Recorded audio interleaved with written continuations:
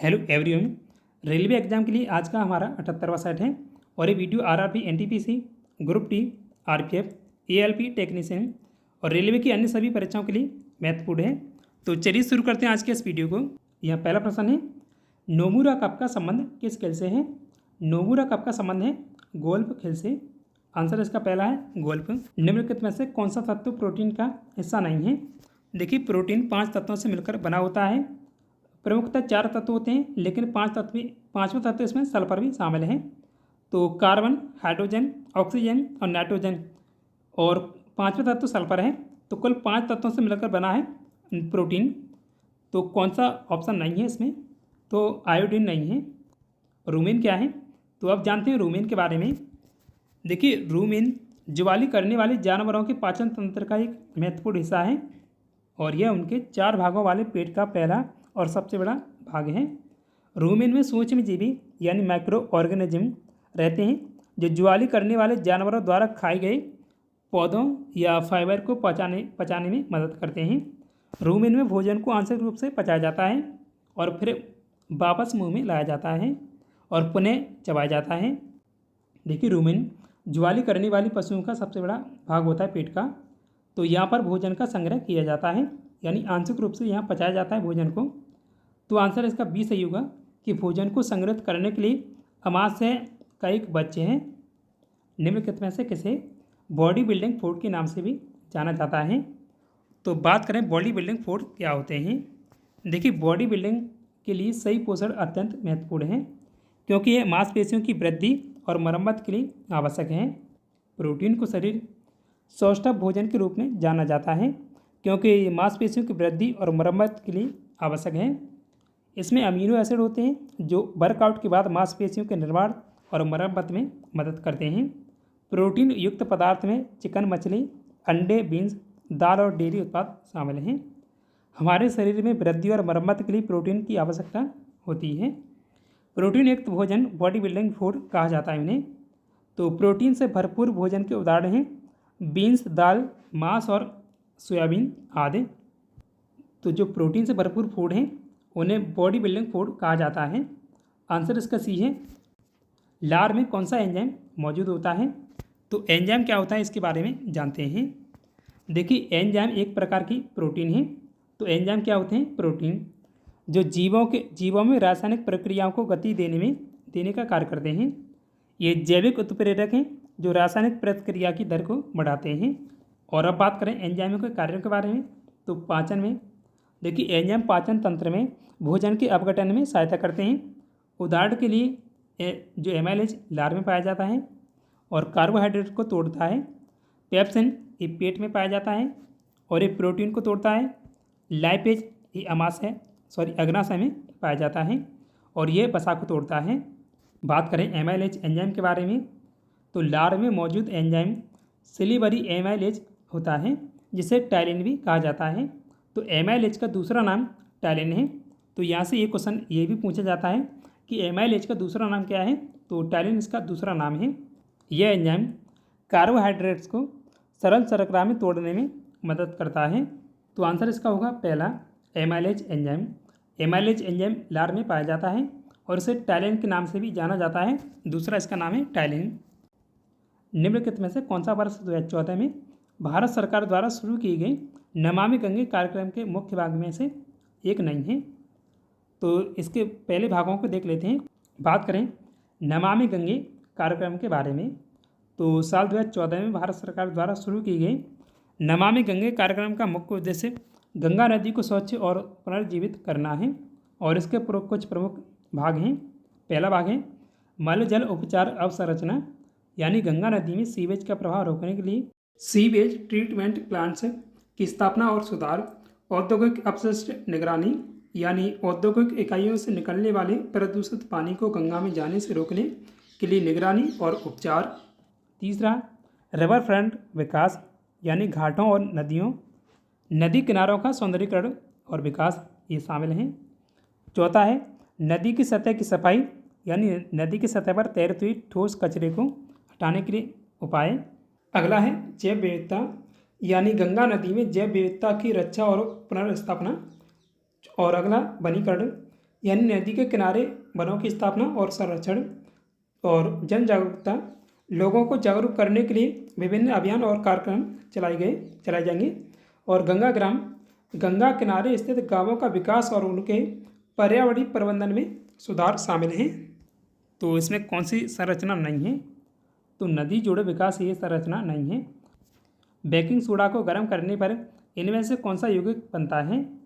तो देखिए, baking soda का रासायनिक सूत्र है NaHCO3 और इसका रासायनिक नाम है सोडियम हाइड्रोजन कार्बोनेट, यानी सोडियम बाइकार्बोनेट इसका दूसरा नाम है। और जो बेकिंग सोडा, इसे खाने का सोडा भी कहते हैं।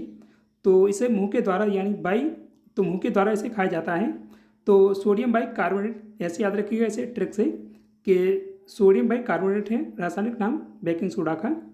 बेकिंग सोडा सोडियम बाइकार्बोनेट या इसका रासायनिक सूत्र है NaHCO3 को गर्म करने पर यह सोडियम कार्बोनेट यानी Na2CO3 और पानी और कार्बन डाइऑक्साइड में टूट जाता है। और इसकी प्रक्रिया है इस प्रकार होती है। सोडियम बाइकार्बोनेट यानी NaCO3 और Na2CO3 जो टूटता है तो Na2CO3 यानी सोडियम कार्बोनेट और जल और कार्बन डाइऑक्साइड गैस बनती है। जब बेकिंग सोडा को गर्म किया जाता है तो सोडियम कार्बोनेट बनता है, जल बनता है और कार्बन डाइऑक्साइड। तो आंसर इसका डी है। बात करें बेकिंग सोडा या खाने के सोडा के बारे में, तो इसके कुछ प्रमुख काम और उपयोग इस प्रकार हैं। बेकिंग सोडा का काम क्या है? तो बेकिंग सोडा एक बेसिक यौगिक है जो एसिड के साथ प्रतिक्रिया करके कार्बन डाइऑक्साइड गैस बनाता है यानी CO2, और यह गैस बनाती है बुलबुले जो कि बेकिंग में उपयोगी होती हैं, जिससे बेक किए गए उत्पाद हल्के और फूले हुए होते हैं। और इसके कुछ प्रमुख उपयोग हैं खाने की सामग्री में।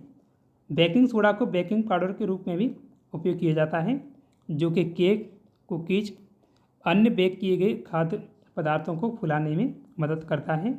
सफाई में तो बेकिंग सोडा एक उत्कृष्ट क्लीनर है। इसे गंदगी, दाग और गंध को हटाने के लिए उपयोग किया जाता है। यह सफाई के लिए सुरक्षित और प्रभावी है। महात्मा गांधी ने साबरमती से लेकर दांडी तक नमक मार्च शुरू किया था। तो दांडी गुजरात के किस जिले में स्थित है?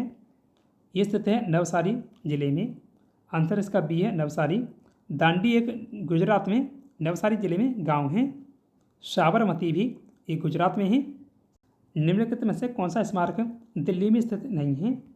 तो अलाई दरवाज़ा दिल्ली में है, इंडिया गेट ये भी दिल्ली में है, और हुमायूं का मकबरा ये भी दिल्ली में है। आंसर इसका बी सही होगा कि जो बुलंद दरवाज़ा है ये उत्तर प्रदेश में स्थित है। आंसर इसका बी है, बुलंद दरवाज़ा। बात करें बुलंद दरवाजे के बारे में, तो बुलंद दरवाज़ा यह विजय का द्वार, इसे 1575 में मुगल सम्राट अकबर के द्वारा, तो 1575 में इसे बनवाया गया था अकबर के द्वारा। गुजरात पर अपनी विजय के या जीत के उपलक्ष्य में इसे बनाया गया था अकबर के द्वारा।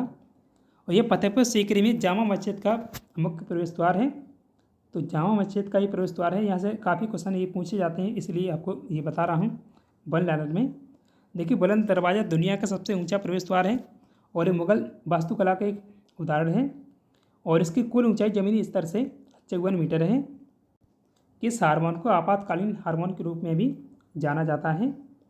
तो ये एड्रीनलिन हार्मोन है। आपातकालीन हार्मोन के रूप में एड्रीनलिन हार्मोन को जाना जाता है।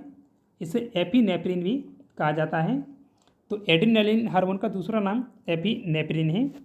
यह हार्मोन एड्रीनलिन ग्रंथियों द्वारा स्रावित होता है और तनाव या आपातकालीन परिस्थितियों में शरीर की प्रतिक्रियाओं के लिए महत्वपूर्ण भूमिका निभाता है। और ये अधवृक्क ग्रंथियों में, मज्जा में और साथ ही केंद्रीय तंत्र के कुछ न्यूरॉन्स में स्रावित होता है। इसे आपातकालीन हार्मोन के रूप में जाना जाता है क्योंकि ये एक त्वरित प्रतिक्रिया शुरू करता है जो कि व्यक्ति को तनाव के बारे में सोचने, जल्दी प्रतिक्रिया करने के लिए प्रेरित करता है। एड्रीनलिन के कार्यों में चयापचय दर में वृद्धि और रक्त वाहिकाओं के फैलाव आदि शामिल हैं। निम्नलिखित में से कौन सा पादप रोग सूक्ष्म जीव युग्म सही है? तो यह बात की गई है साइट्रस कैंकर और गेहूं की जंग के बारे में। साइट्रो कैंकर रोग एक जीवाणु जनित रोग है जो जेंथोमोनस सिट्री नामक बैक्टीरिया के कारण होता है।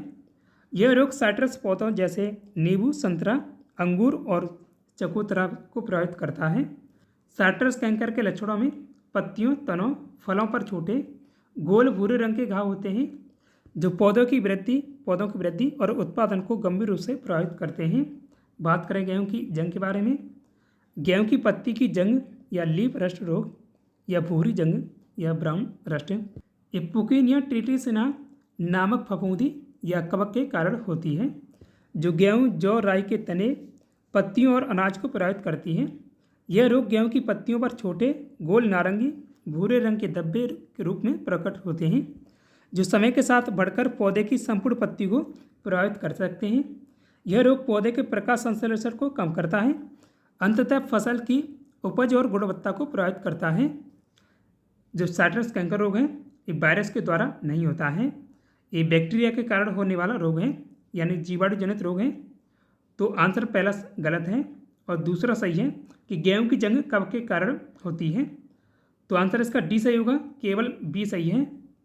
पृथ्वी की सतह पर पलायन वेग लगभग कितना है? तो अब बात करते हैं पलायन वेग क्या होता है। पलायन वेग या इसके वेलोसिटी वह न्यूनतम वेग होता है जो किसी वस्तु को किसी खगोलीय पिंड जैसे कि पृथ्वी के गुरुत्वाकर्षण क्षेत्र से बाहर निकालने के लिए आवश्यक होता है। इस वेग पर पहुंचने के बाद वस्तु बिना किसी अतिरिक्त ऊर्जा के उस पिंड के गुरुत्वाकर्षण से पूरी तरह मुक्त हो जाती है और वह अनंत दूर तक जा सकती है, यानी वो फिर वस्तु पृथ्वी पर लौट के नहीं आएगी। तो इसे पलायन वेग कहा जाता है। बात करें प्रमुख खगोलीय पिंडों के पलायन वेग के बारे में, तो पृथ्वी की सतह पर पलायन वेग है 11.2 किलोमीटर प्रति सेकंड। इतने वेग से अगर कोई वस्तु फेंकी जाएगी तो पृथ्वी पर वापस नहीं आएगी लौट के।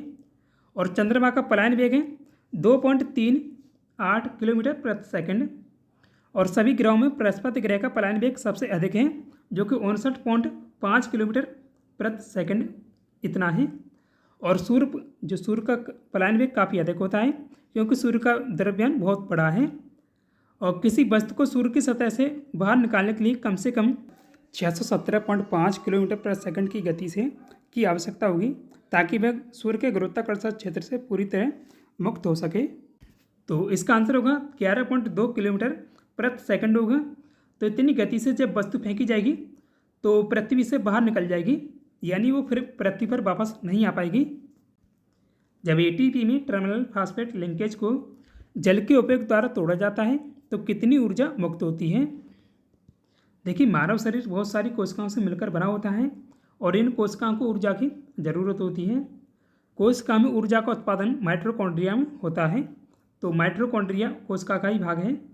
माइटोकॉन्ड्रिया में एक दोहरी झिल्ली संरचना होती है और एडेनोसिन ट्राइफॉस्फेट यानी एटीपी उत्पन्न करने के लिए एरोबिक श्वसन का उपयोग करते हैं, जिनका उपयोग पूरे सेल में रासायनिक ऊर्जा के स्रोत के रूप में किया जाता है। और बात करें इसकी व्याख्या के बारे में, तो एटीपी यानी एडेनोसिन ट्राइफॉस्फेट एक महत्वपूर्ण अणु है जो सभी जीवित कोशिकाओं में ऊर्जा का मुख्य स्रोत है। इसे अक्सर ऊर्जा मुद्रा के रूप में जाना जाता है क्योंकि ये ऊर्जा संलयन और स्थानांतरण के लिए महत्वपूर्ण भूमिका निभाता है। जब एटीपी में टर्मिनल फास्फेट लिंकेज को तोड़ा जाता है तो 30.5 किलोग्राम जूल है। तो किलोग्राम जूल प्रति मोल के बराबर ऊर्जा निकलती है। एटीपी को न्यूक्लियोसाइड ट्राइफॉस्फेट के रूप में वर्गीकृत किया गया है, जो कि यह दर्शाता है कि इसमें 3 घटक होते हैं। एक नाइट्रोजन बेस यानी जिसे कहा जाता है एडेनिन, दूसरा शर्करा राइबोज और तीसरा है ट्राइफॉस्फेट। तो आंसर इसका तीसरा होगा 30.5 किलोग्राम जूल प्रति मोल। उबंटू क्या है? तो उबंटू एक ऑपरेटिंग सिस्टम है। आंसर डी सही है इसका। उबंटू एक ओपन सोर्स और मुक्त उपलब्ध ऑपरेटिंग सिस्टम है जो मुख्य रूप से व्यक्तिगत कंप्यूटर, सर्वर और क्लाउड कंप्यूटिंग के लिए उपयोग किया जाता है। ये लिनक्स आधारित यानी एक ऑपरेटिंग सिस्टम है जो डेबियन के आधार पर विकसित किया गया है। उबंटू आधिकारिक तौर पर कई संस्करणों में जारी किया गया है। डेस्कटॉप और सर्वर यानी कंप्यूटिंग और core internet things of device और रोबोट यानी कंप्यूटर द्वारा प्रोग्राम की गई मशीन है रोबोट के लिए। और ये operating system British company canonical और अन्य डेवलपर्स के एक समुदाय द्वारा एक मेरिटोक्रेटिक गवर्नेंस मॉडल के तहत विकसित किया गया है। कुडनकुलम नाभिकीय विद्युत परियोजना किस राज्य में स्थित है? तो देखिए, जो कुडनकुलम नाभिकीय विद्युत परियोजना है ये भारत की सबसे बड़ी परमाणु ऊर्जा स्टेशन है। ये दक्षिण भारतीय राज्य तमिलनाडु के तिरुनावेली जिले के कोडनकुलम में स्थित है। तो आंसर इसका सी सही है, तमिलनाडु में। इसरो ने किस वर्ष मार्स ऑर्बिटर की शुरुआत की थी? तो बात करें मार्स ऑर्बिटर के बारे में, देखिए 5 नवंबर 2013 को अपना मार्स ऑर्बिटर भेजा था, इसरो के द्वारा इसे लॉन्च किया गया था। इसरो का पहला इंटरप्लेनेटरी मिशन था ये मिशन 24 सितंबर 2014 को अपने पहले प्रयास में मंगल ग्रह की कक्षा में अंतर स्थापित हो गया था। भारत मंगल ग्रह की कक्षा में पहुंचने वाला पहला एशियाई देश बना था और अपने पहले ही प्रयास में इसे हासिल करने वाला भारत दुनिया का पहला देश है। और मार्स ऑर्बिटर मिशन को मंगलयान के नाम से भी जाना जाता है। तो आंसर इसका दूसरा है, 2013 में इसरो के द्वारा इसका लॉन्च किया गया था। किसी पदार्थ के उच्च सांद्रता वाले क्षेत्र से निम्न सांद्रता वाले क्षेत्र में जाने को क्या कहा जाता है? तो इसे कहा जाता है विसरण या डिफ्यूजन। अब बात करें प्रसार या डिफ्यूजन के बारे में, तो प्रसार एक भौतिकी प्रक्रिया है जिसमें अणुओं या आयनों का उच्च सांद्रता वाले क्षेत्र से निम्न सांद्रता वाले क्षेत्रों में स्वतः गति से स्थानांतरण होता है।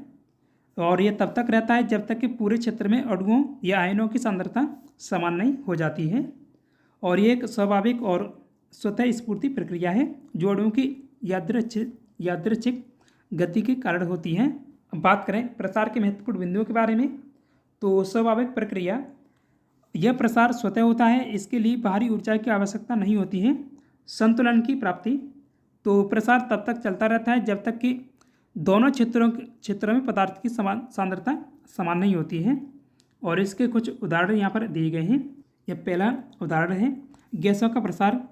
एक कमरे में परफ्यूम का छिड़काव करने पर परफ्यूम की गंध कमरे के हर हिस्से में फैल जाती है। और दूसरा उदाहरण है यहाँ पर तरल पदार्थों का प्रसार। पानी में जब रंगीन स्याही की एक बूंद डालने पर स्याही का रंग धीरे धीरे पूरे पानी में फैल जाता है। केंद्रीय महिला एवं बाल विकास मंत्री कौन है? तो 2018 में जब पूछा गया था, लेकिन अभी ये अपडेट है। तो आंसर इसका दूसरा है अन्नपूर्णा देवी यादव, अभी केंद्रीय महिला एवं बाल विकास मंत्री हैं अन्नपूर्णा देवी यादव, जो 11 जून 2024 को 5वीं महिला एवं बाल विकास मंत्री के रूप में कार्यरत हैं। और वह झारखंड के कोडरमा से लोकसभा सांसद हैं। केंद्रीय महिला एवं बाल विकास राज्य मंत्री सावित्री ठाकुर हैं। और चिराग पासवान केंद्रीय खाद्य प्रसंस्करण उद्योग मंत्री हैं। CR पाटिल ये केंद्रीय जल शक्ति मंत्री हैं। किरण रिजिजू ये केंद्रीय संसदीय कार्य मंत्री और अल्पसंख्यक कार्य मंत्री हैं। चंद्रमा पर किसी वस्तु का भार पृथ्वी पर उस वस्तु के भार का कितना होगा? तो 1/6 होता है, यानी पृथ्वी पर किसी का भार अगर 60 kg है तो चंद्रमा पर 10 kg रह जाएगा। तो आंसर इसका सी होगा, 1/6। सबरीमाला मंदिर कहाँ स्थित है? देखिए सबरीमाला मंदिर एक हिंदू मंदिर है जो भगवान अयप्पा को समर्पित है, जिन्हें धर्मशास्त्रा के नाम से जाना जाता है। अयप्पा देवता शिव और मोहिनी यानी मोहिनी को भगवान विष्णु का महिला अवतार माना जाता है।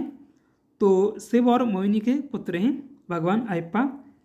तो आंसर इसका पहला है, केरल राज्य में स्थित है सबरीमाला मंदिर। मोहम्मद यूनुस ने 1983 में निम्नलिखित में से किस बैंक की स्थापना की थी? तो उनके द्वारा ग्रामीण बैंक की स्थापना की गई थी बांग्लादेश में। तो आंसर इसका बी होगा, ग्रामीण बैंक। ग्रामीण बैंक गरीबों और वंचित वर्ग को सूक्ष्म ऋण प्रदान करने के लिए जाना जाता है, जिससे वे आर्थिक रूप से स्वावलंबी बन सकें। बात करें मोहम्मद यूनुस के बारे में, तो मोहम्मद यूनुस एक बांग्लादेशी उद्यमी, बैंकर, अर्थशास्त्री और सामाजिक नेता हैं। मोहम्मद यूनुस को ग्रामीण बैंक की स्थापना और माइक्रो क्रेडिट और माइक्रो फाइनेंस की अवधारणा को आगे बढ़ाने के लिए 2006 में नोबल शांति पुरस्कार से सम्मानित किया गया था। तो 2006 में उन्हें नोबल का शांति पुरस्कार मिल चुका है। और वह 8 अगस्त 2024 को पीपल्स रिपब्लिक ऑफ बांग्लादेश की अंतरिम सरकार के मुख्य सलाहकार के रूप में उन्होंने पदभार संभाला है। अभी जो शेख हसीना है उन्होंने इस्तीफा दिया है, क्योंकि जो आरक्षण विरोधी वहाँ आंदोलन हो रहा है इस वजह से। नेहरू पर्वता रोड संस्था कहाँ स्थित है? देखिए नेहरू पर्वता रोड संस्था उत्तराखंड के उत्तरकाशी जिले में स्थित है, जिसकी स्थापना 14 नवंबर 1965 को की गई थी।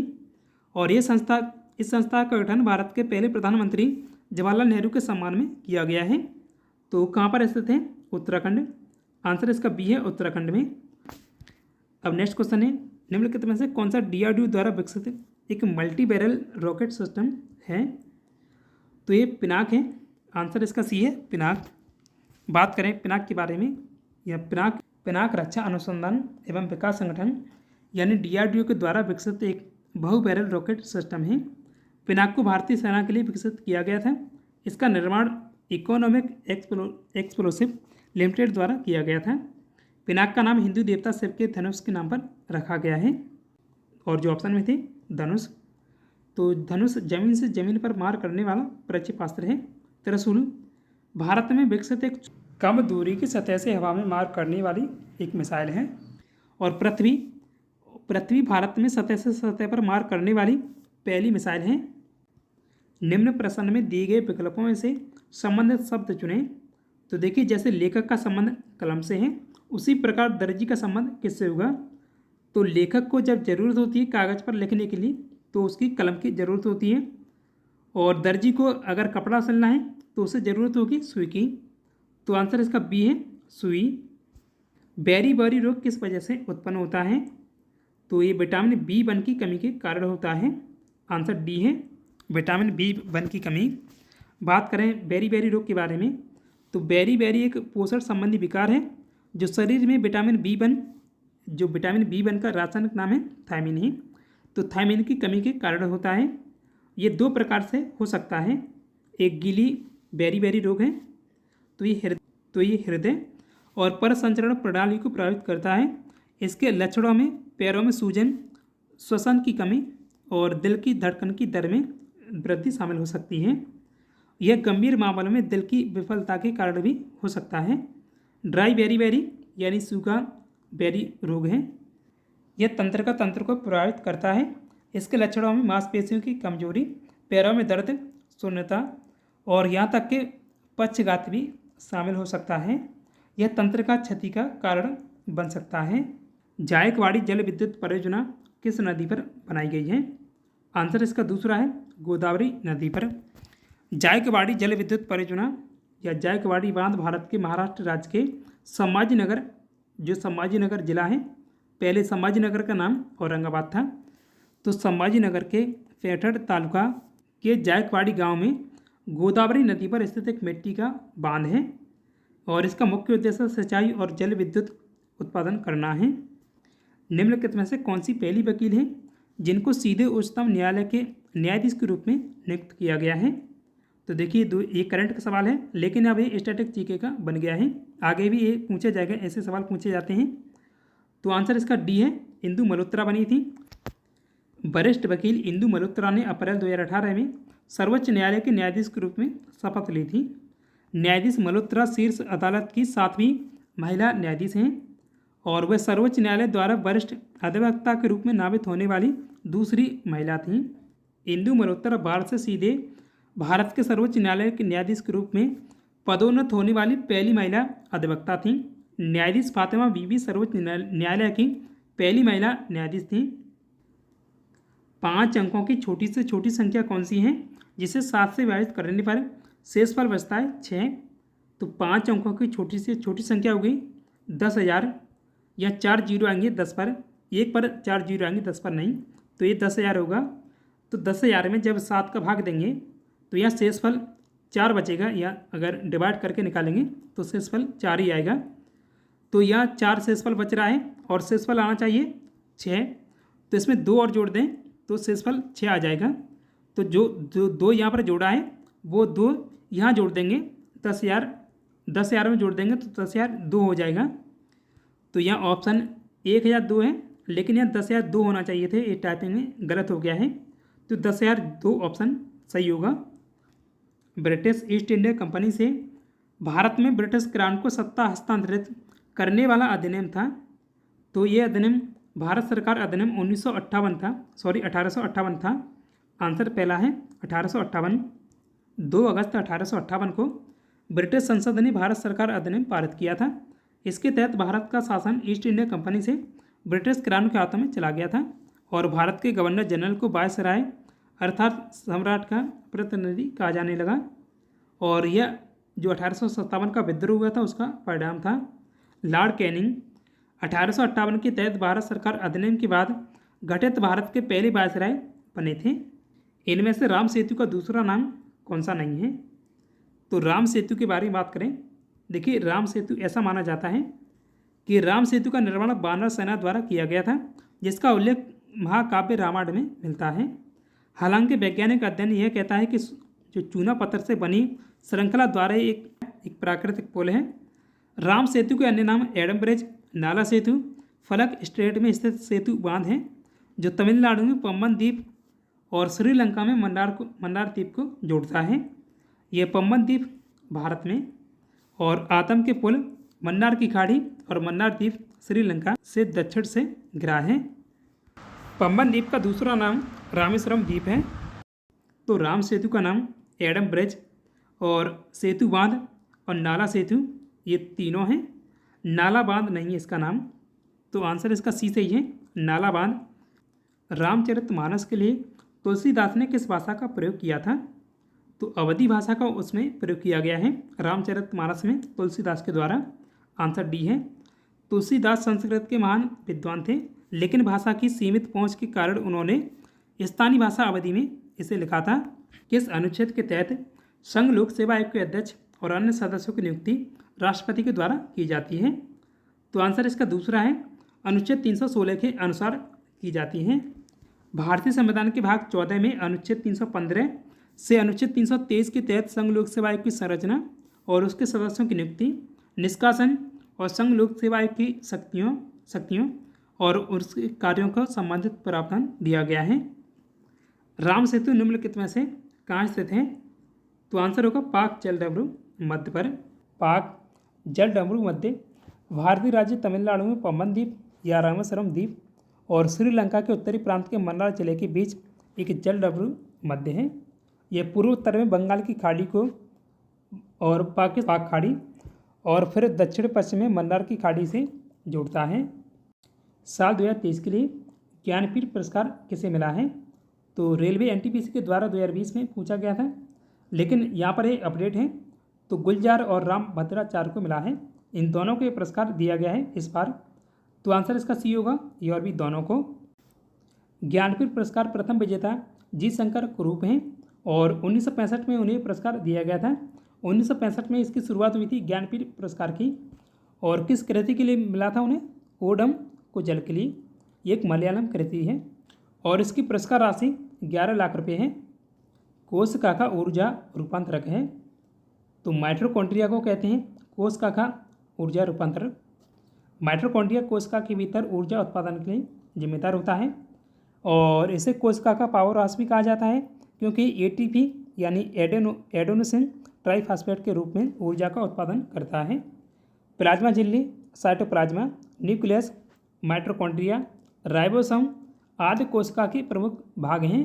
जुलाई 2024 तक यूनेस्को की विश्व धरोहर सूची में सबसे अधिक स्थलों की संख्या के मामले में भारत किस स्थान पर है? तो भारत के इसमें स्थान है छठा। आंसर बी है। भारत 43 स्थलों के साथ विश्व धरोहर स्थलों की सूची में छठे स्थान पर है। मोइदम है जो 43वां विश्व धरोहर स्थल बना है भारत का। मोइदम पूर्वी असम में पट्टकाई पर्वतमाला में तलहटी पर स्थित है। जुलाई 2024 तक यूनेस्को की विश्व धरोहर सूची में सबसे अधिक स्थल किस देश के हैं?